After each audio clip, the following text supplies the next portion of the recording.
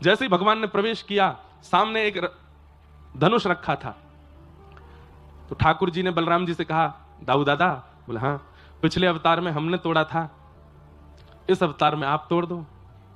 धनुष है बढ़िया, सामने धरो, प्रत्यंचा चढ़ाओ, तोड़ दो। दाऊ दादा बोले, लाला तू बड़ा चतुर है। बोले क्यों? पिछले अवतार में बहु मिलवे वारी हमारे स्वयं ने तोड़ दियो, या बार राक्षस मारनो तो मुझे कह रहे हो कि आप तोड़ दो।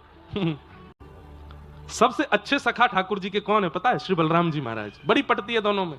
ठाकुर जी उनसे डरते भी हैं, उनको छेड़ते भी हैं। अभी एक आध कथा हमने सुनाई नहीं, बीच में ऐसी मधुर मधुर कथा है, इतना छेड़ते हैं बलराम जी को ठाकुर जी, और जब उनको क्रोध आता है तो चुपचाप बैठ जाते हैं। ना मैंने तो नहीं किया ऐसा। दाऊ दादा बोले, लाला ज्यादा चतुर मत बने, चल चुपचाप उठा, धनुष तोड़ दे। नहीं भैया आप ही तोड़ो।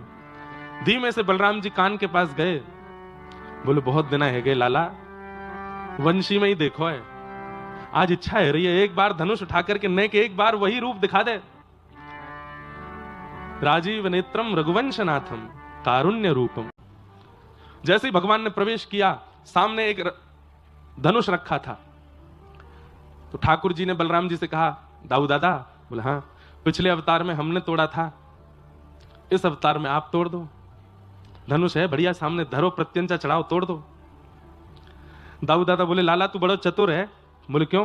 पिछले अवतार में बहु मिलवे वारी हमारे स्वयं ने तोड़ दियो, या बार राक्षस मारनो तो मुझे कह रहे हो कि आप तोड़ दो। सबसे अच्छे सखा ठाकुर जी के कौन है पता है? श्री बलराम जी महाराज। बड़ी पटती है दोनों में। ठाकुर जी उनसे डरते भी हैं, उनको छेड़ते भी हैं।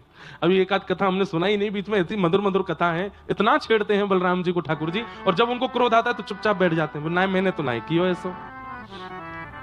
दाऊ दादा बोले, लाला ज्यादा चतुर मत बने, चल चुपचाप उठा, धनुष तोड़ दे। नहीं भैया आप ही तोड़ो। धीमे से बलराम जी कान के पास गए।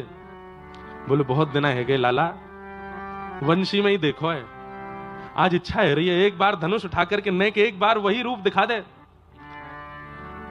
राजीव नेत्रम रघुवंशनाथम कारुण्य रूप।